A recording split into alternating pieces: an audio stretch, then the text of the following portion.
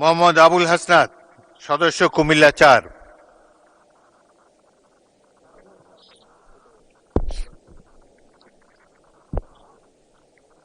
ধন্যবাদ মাননীয় স্পিকার। আপনার সময় হলো ৭ মিনিট। ধন্যবাদ মাননীয় স্পিকার।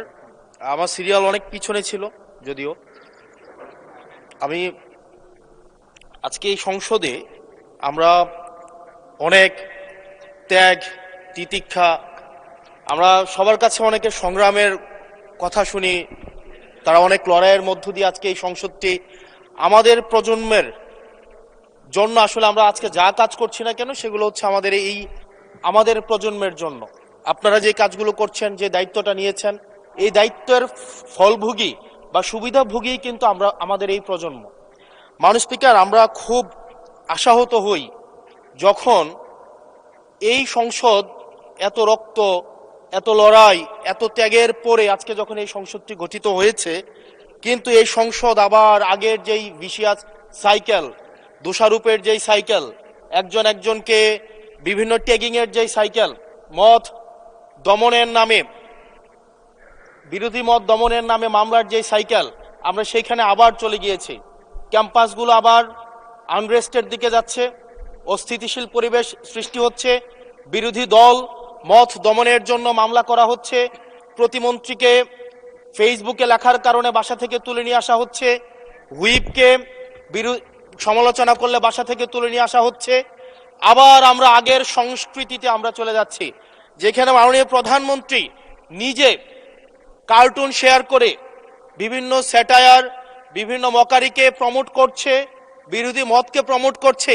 সেইখানে এই সংসদ গঠিত হওয়ার পর থেকে আজকে পর্যন্ত 9টা ঘটনা ঘটেছে, যেখানে মত প্রকাশের জন্য আজকে বাসা থেকে তুলে নিয়ে আসা হয়েছে। মাননীয় স্পিকার, আমরা মত প্রকাশের স্বাধীনতা চাই। মত প্রকাশের স্বাধীনতা আগেও ছিল, মত প্রকাশের স্বাধীনতা আওয়ামী লীগের সময় ছিল, তবে সেটা সহমত প্রকাশের স্বাধীনতা। আমরা এই পার্লামেন্টের পরে আমরা শুধুমাত্র মত প্রকাশের স্বাধীনতা নয়, আমরা দ্বিমত প্রকাশের স্বাধীনতা চাই।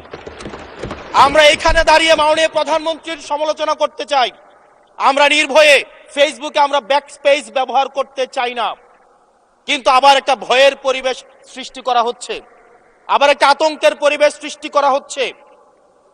আমরা দেখলাম সিলেক্টিভ এক ধরনের বিরোধিতার পরিবেশ তৈরি করা হচ্ছে।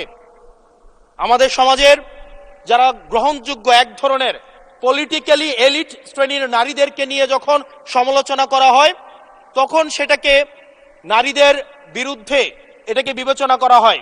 কিন্তু যারা পলিটিক্যালি পিছিয়ে পড়া জনগোষ্ঠী রয়েছে, গার্মেন্টস কর্মী রয়েছে, যারা হচ্ছে এই দেশের অর্থনীতির চাকাকে সচল করার জন্য রাত দিন পরিশ্রম করে যাচ্ছে, গ্রামগঞ্জের নারীরা মায়েরা যারা রাত দিন পরিশ্রম করে যাচ্ছে, তাদেরকে যখন স্লাট শেম করা হয়, গালি দেওয়া হয়, সেটাকে আমরা নারী বিরোধিতা হিসাবে আমরা সেটাকে আমলে নেই না।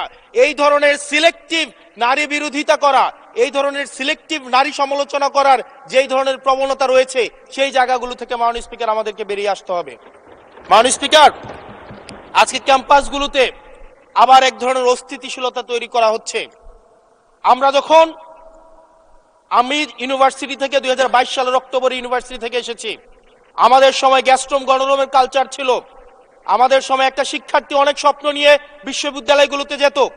আমরা সেখানে দেখেছি ক্ষমতাসীন দল কিভাবে বিশ্ববিদ্যালয়ের শিক্ষার্থীদের তাদেরকে পুঁজি করে তাদের ক্ষমতা কাঠামোকে দীর্ঘমেয়াদী করার জন্য সেখানে বাধ্যতামূলক সেখানে রাজনীতি করাতো। আজকে সেখানে বিশ্ববিদ্যালয়গুলোতে আবার গ্যাস্ট্রোম গণরুম কালচার চালু করার প্রয়াস শুরু হয়েছে, আবার সেইখানে বাধ্যতামূলক রাজনীতির কালচার শুরু করা হচ্ছে।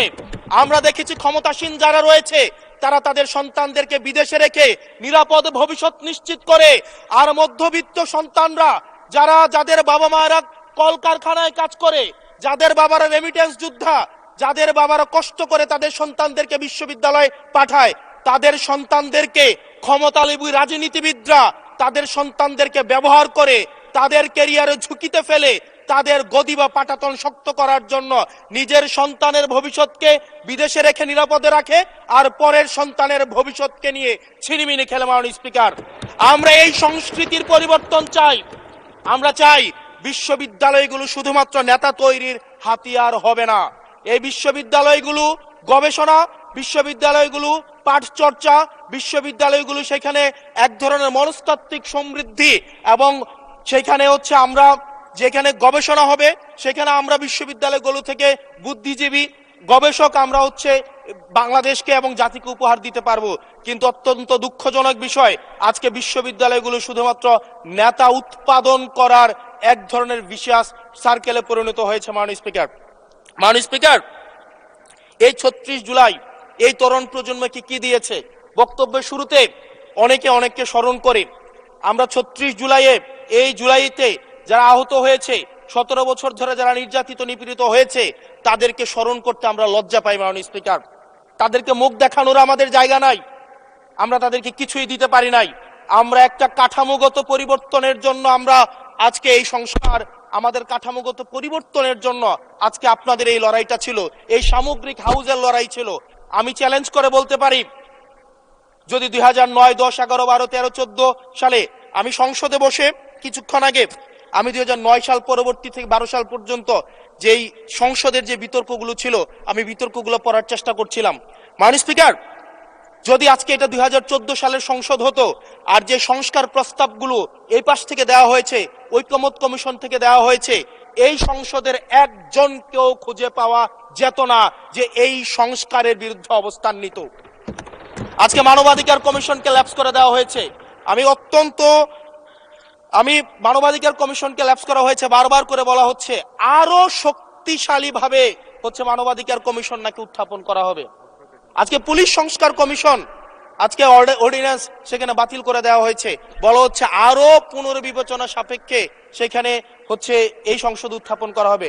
মাননীয় স্পিকার, যদি সেটাকে সবকিছুই তো সংশোধনের মধ্য দিয়ে যাচ্ছে, যদি এটা নিয়তটা যদি সহি থাকতো, ওয়েল ইন্টেনশন যদি থাকতো, এই অর্ডিন্যান্সটাকে এখানে গ্রহণ করে পরবর্তীতে কিন্তু সংশোধন করা যেত। মাননীয় স্পিকার,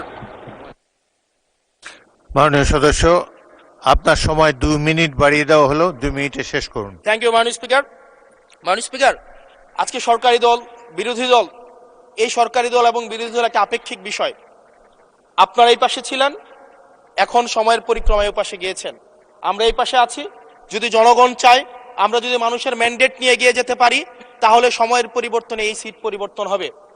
আমি আপনাদের সবাইকে আহ্বান জানাবো, প্রজন্মের ভাষাকে অনুধাবন করার চেষ্টা করুন। এটা আমি আমার নিজেকেও বলবো, প্রজন্মের ভাষাকে পড়ার চেষ্টা করুন। আমাদের প্রধানমন্ত্রী যিনি আছেন, মাননীয় প্রধানমন্ত্রী, উনার সন্তান যেই প্রজন্মের, আমরা একই প্রজন্মের, আমাদেরকে ধারণ করার চেষ্টা, আমি চাইবো আপনারা সবাই আমাদেরকে ধারণ করার চেষ্টা করবেন। বিএনপির নয়, কেবল জামাতের নয়, কেবল এনসিপির নয়, বাংলাদেশের মানুষের স্বার্থ, বাংলাদেশের মানুষের আকাঙ্ক্ষা, বাংলাদেশের মানুষের স্বপ্ন বাস্তবায়ন যেন আমরা করতে পারি। মাননীয় স্পিকার, এই চেয়ার আমি অনুধাবন করতে পারছি জনগণ বিচ্ছিন্নতা তৈরি করে।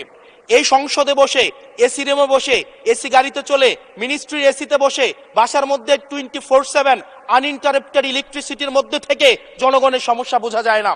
এই জন্য এই সংসদে যখন আমরা দাঁড়াই, আমরা জনগণের সমস্যা অনুধাবন করতে পারি না। আমরা এই সংসদে বসে যদি আমরা লোডশেডিং এ আমরা খুঁজি, এই সংসদে বসে লোডশেডিং পাওয়া যাবে না, এই সংসদে বসে জনগণের সমস্যা পাওয়া যাবে না, এই সংসদে বসে সবকিছুকেই, মাননীয় স্পিকার, আমরা যে এই বাংলাদেশের সবচেয়ে সুবিধাভোগী মানুষের মধ্যে এই সংসদে যারা বসে আছি, বাংলাদেশের সবচেয়ে ফেসিলিটেড মানুষের মধ্যে আমরা অন্যতম। মাননীয় স্পিকার, আমাদের জনগণের কাছে যেতে হবে, জনগণের আশাগুলোকে, সময়গুলোকে, স্বপ্নগুলোকে আমরা রাজনৈতিক ভাষার মধ্য দিয়ে, কর্মসূচির মধ্য দিয়ে সেগুলোকে বাস্তবায়নের জন্য আমাদের সবাইকে সমন্বিতভাবে, ঐক্যবদ্ধভাবে কাজ করার প্রয়াস আমাদেরকে থাকতে হবে। আবার যদি আমরা বিভাজনের রাজনীতিতে যাই, তাহলে সেখান থেকে বিএনপি বেনিফিটেড হবে না, এনসিপি বেনিফিটেড হবে না, জামাতে ইসলামী বেনিফিটেড হবে না, সেইখান থেকে বেনিফিটেড হবে আমরা জুলাইতে যাদেরকে আমরা পরাজিত করেছি, তারা বেনিফিটেড হবে। মাননীয় স্পিকার, ধন্যবাদ। ওকে, লাস্ট মিনিট। সেজন্য আজকে এই সংসদে আমাদের একটা ন্যাশনাল এগ্রিমেন্টের দিকে যেতে হবে। আমরা পলিসির জায়গায় আমাদের বিরোধিতা থাকবে, পলিসির জায়গায় আমরা এগ্রিমেন্টের মধ্যে থাকবো, কিন্তু আমাদের একটা রেড লাইন টানা উচিত। এই লাইনটা আমরা ক্রস করব না। আমরা যখন শুনতে পাই যে একটা রাজনৈতিক দলকে নির্মূল করার আহ্বান একটা সরকার দল থেকে আসে, সেই বাংলাদেশে আমরা মাননীয় স্পিকার ফিরতে চাই না। মাননীয় স্পিকার, আমরা এখানে আমরা কনস্ট্রাকটিভ ভাবে পলিসির জায়গা থেকে আমরা আর্গিউ করব, আমরা এগ্রি করব, আমরা ডিসএগ্রি করব। কিন্তু মাননীয় স্পিকার, নির্মূলের রাজনীতি, বিনাশের রাজনীতি, দমনের রাজনীতি, পীড়নের রাজনীতি যদি আমরা বাংলাদেশে আবার পরিচয় করাই, ইন্ট্রোডিউস করাই, সেইখান থেকে এই সংসদের কেউ বেনিফিটেড হবে না। বেনিফিটেড হবে আমাদের সবচেয়ে বেশি যারা আমাদের এই বাংলাদেশটাকে ঝুঁকির দিকে ঠেলে দিয়েছে, সেই অপশক্তি হচ্ছে মাননীয় স্পিকার বেনিফিটেড হবে। সেজন্য আমরা ঐক্যবদ্ধভাবে ধন্যবাদ। বাংলাদেশটাকে বিনির্মাণ করি। ধন্যবাদ মাননীয় সদস্য। পরবর্তী বক্তা রশিদুজ্জামান মিল্লাত, মাননীয় সদস্য জামালপুর 1, আপনার সময় 8 মিনিট।